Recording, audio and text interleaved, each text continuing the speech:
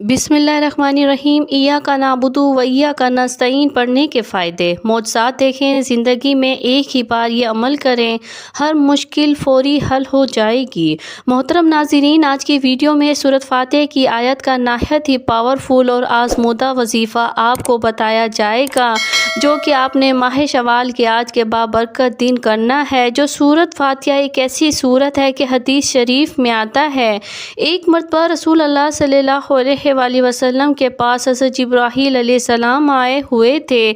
ऊपर आसमान से एक ज़ोरदार धमाके की आवाज़ आई तो हज़रत जिब्राईल अलैहिस्सलाम ने ऊपर आसमान की तरफ देखकर फरमाया कि आज आसमान का वो दरवाज़ा खुला है, उससे पहले कभी नहीं खुला था। फिर वहाँ से एक फ़रिश्ता नबी पाक सल्लल्लाहु अलैहि वसल्लम के पास आया और कहा, खुश हो जाएं, दो नूर आपको ऐसे दिए गए हैं जो आपसे पहले कभी किसी नबी को नहीं दिए गए। वो सूरत फ़ातिहा और सूरत बकरा की आखिरी दो आयतें हैं, इनके हर लफ्ज़ में नूर है। ये उस सूरत की आयत बहुत फजीलत वाली है, जो इसकी तलावत करेगा, उसका वजीफ़ा करेगा, उससे बहुत से फ़ायदे हासिल होंगे। ये इंतहाई ख़ास और मुजरिब वजीफ़ा है। इसको पढ़ने से आपकी तकदीर बदल जाएगी और आप ख़ुद हैरान रह जाएंगे इंशाअल्लाह। जो शख्स आज ये अमल कर लेगा, अपने मन की मुरादों को पा लेगा। जिस ख्वाहिश के साथ, जिस इरादे के साथ इस सूरत की इस आयत का विर्द करेगा, इस तरीके से पढ़ेगा, इसका मकसद जायज़ हो, उसकी हाजत जायज़ हो।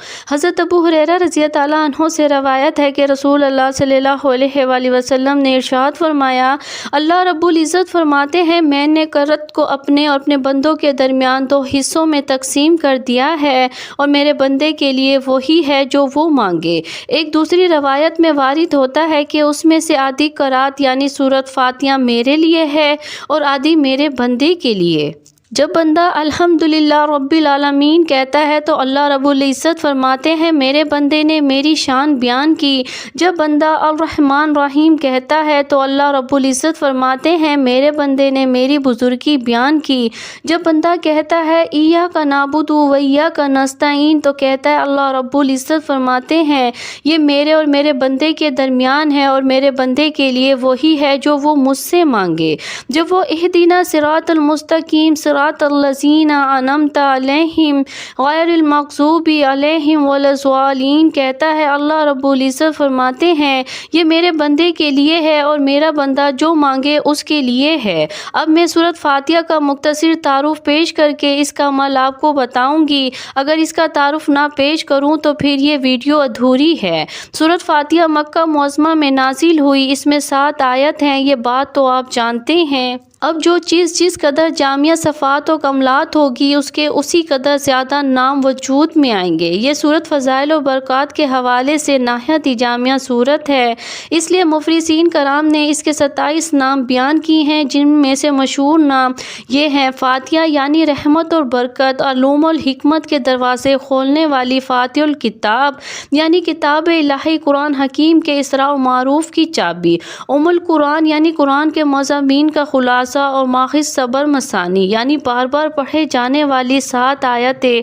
सूरत अल-हम्द यानी अल्लाह रब्बुल इज़्ज़त की हम्द व सना और मनहजात वाली सूरत, सूरतुल किन्स यानी फ़ज़ाइल और बरक़ात और इसरा और अमूज़ का ख़जाना, सूरतुल शफ़ा यानी तमाम जिस्मानी रूहानी अमराज़ की दवा। जैसा कि आपने जाना, इस सूरत के कई सारे नाम हैं और कई सारे वज़ाइफ़ हैं। अहदीस मुबारका में इस मुबारक सूरत के कई फ़ज़ाइल बयान हुए हैं। अगर हमें वो तमाम फ़ज़ाइल बयान करने बैठ जाऊं तो वीडियो काफ़ी लंबी हो जाएगी। सूरत फ़ातिहा की और बहुत सारी फ़जीलतें हैं। कुरान की पहली सूरत जो इसका इफ्तिताह करती है, जो पूरे कुरान का मरकज़ी ख्याल है, जो एक ही वक्त पर अन हज़ूर सल्लल्लाहु अलैहि वसल्लम पर मुकम्मल नाजिल हुई। अरबी ज़बान मफ्तह चाबी को कहते हैं, जो ताले को खोलती है। सूरत फ़ातिहा ना सिर्फ पूरे कुरान के बंद ख़जाने को खोलती है, बल्कि इसको पढ़ने समझने से इंसानी जहन और दिल और सोच के ताले भी खुल जाते हैं। सूरत फ़ातिहा एक दुआ है जो बंदे ने पूरे सलीके के साथ खुदा से मांगी है, सिवा اس صورت میں ہمیں رب سے کچھ مانگنے اور دعا کرنے کا طریقہ بھی بتا دیا گیا، اور ساتھ یہ بھی بتا دیا گیا کہ مانگنے والوں، دعا کرنے والوں، تمہیں معلوم بھی ہے کہ اللہ سے تمہیں کیا مانگنا چاہیے۔ انسان وہی چیز مانگتا ہے جس کا وہ شدید طلبگار ہوتا ہے۔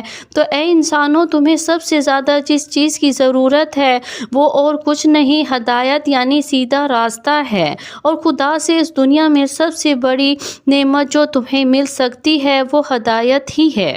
ذرا سوچو، تمہیں وہ سب کچھ مل بھی گیا جو تم چاہتے ہو، لیکن ہدایت ہی نہ مل سکی تو پھر کیا ملا؟ سب ضرب صفر ہو گیا۔ سورۃ فاتحہ کی ایک آیت کے معنی سمندر پوشیدہ ہیں۔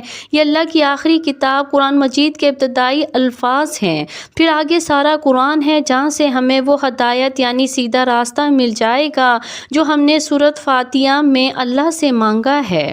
سارا قرآن مجید اسی سورۃ فاتحہ ہی کی تشریح ہے۔ یہی وجہ ہے کہ نبی کریم صلی اللہ علیہ وآلہ وسلم فرما گئے ہیں کہ سورۃ فاتحہ کی مثل کوئی چیز نہ تورات، زبور، انجیل میں ہے اور نہ ہی قرآن میں۔ یہی وجہ ہے حضرت علی رضی اللہ عنہ نے فرمایا، سورۃ فاتحہ کی تشریح میں اتنی زیادہ کتابیں لکھی جا سکتی ہیں جن کتابوں کا وزن 100 اونٹ بھی نہیں اٹھا سکیں گے۔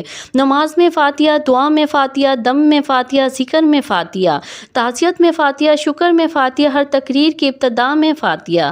آج کا عمل بتانے سے پہلے آپ ایک واقعہ سن لیجئے کہ تاکہ سورۃ فاتحہ کی طاقت کا اندازہ بخوبی ہو سکے۔ ایک مرتبہ کسی شخص کو سانپ کاٹ گیا تو حضرت ابو سعید رضی اللہ عنہ نے اس شخص پر سورۃ فاتحہ پڑھ کر دم کیا تو وہ ٹھیک ہو گیا۔ تب حضور صلی اللہ علیہ وآلہ وسلم نے فرمایا، اے ابو سعید، تمہیں کیسے معلوم ہو گیا کہ یہ رقیہ یعنی پڑھ کر پھونکنے کی صورت ہے؟ اس واقعے سے آپ سورۃ فاتحہ کی اہمیت کا اندازہ خود لگا سکتے ہیں۔ اس صورت میں کتنی زیادہ تاثیر ہے۔ وقت کو مد نظر رکھتے ہوئے وظیفے کی جانب چلتے ہیں جو آپ ہر نماز کے بعد بابرکت دن میں کسی بھی وقت کر سکتے ہیں، اور عمل شروع کرنے سے پہلے اول اور آخر 3 مرتبہ درود شریف بھی پڑھنا ہے۔ ایک مرتبہ میرے ساتھ بھی سماعت فرمائیں۔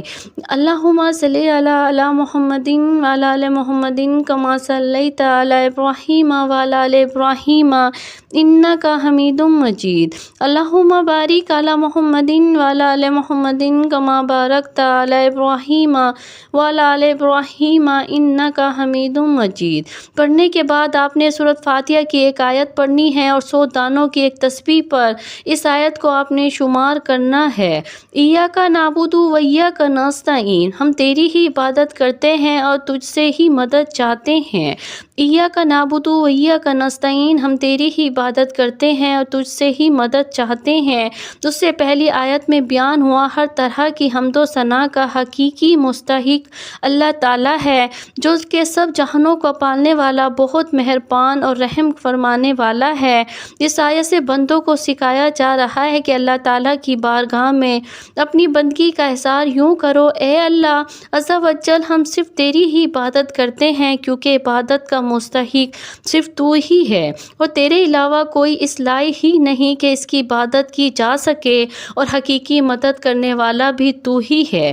تیری اجازت اور مرضی کے بغیر کوئی کسی کی قسم کی ظاہری، باطنی، جسمانی، روحانی، چھوٹی بڑی کوئی مدد نہیں کر سکتا۔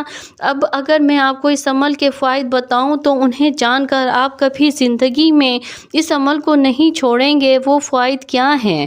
یہ ہے، جسم میں کسی جگہ درد ہو، بخار، کینسر، کالا یرقان، فالج، نزلہ، زکام، سر درد یا قرض، کوئی بھی روحانی، جسمانی، چھوٹی بڑی بیماریاں ہوں، ان سب کے لیے یہ عمل نہایت شافی علاج ہے۔ جو کوئی بھی اس عمل کو کرتا ہے تو وہ ضرور اس پازیٹیو اثرات اپنی زندگی میں محسوس کرتا ہے۔ میں آپ کو بھی کہتی ہوں کہ آپ بھی اس عمل کو اپنی زندگی میں ضرور کریں۔ اس عمل کی برکتیں تو میں نے آپ کو بتا دی ہیں، مزید یہ کہ اس کی برکت سے آپ کے روزی روزگار، نیک تمناؤں، کاروبار میں اضافہ ہو جائے گا۔ اللہ رب العزت اپنی غیبی اور لامحدود خزانوں سے آپ کا رزق بڑھا دے گا، اور انشاءاللہ ہر طرف سے آپ کو خوشی ہی خوشیاں ہی ملیں گی۔ ہمیشہ کی طرح میں آپ کو یہی نصیحت کروں گی کہ ہر عمل کو صرف اللہ کی رضا اور خوشنودی حاصل کرنے کے لیے ہی کیجیے گا۔ دنیا کی لالچ میں ہرگز مت کیجیے گا، اس سے آپ کا صرف ٹائم ہی ویسٹ ہوگا، ٹائم ہی ضائع ہوگا، کیونکہ وظیفوں میں اثر بالکل بھی نہیں رہے گا۔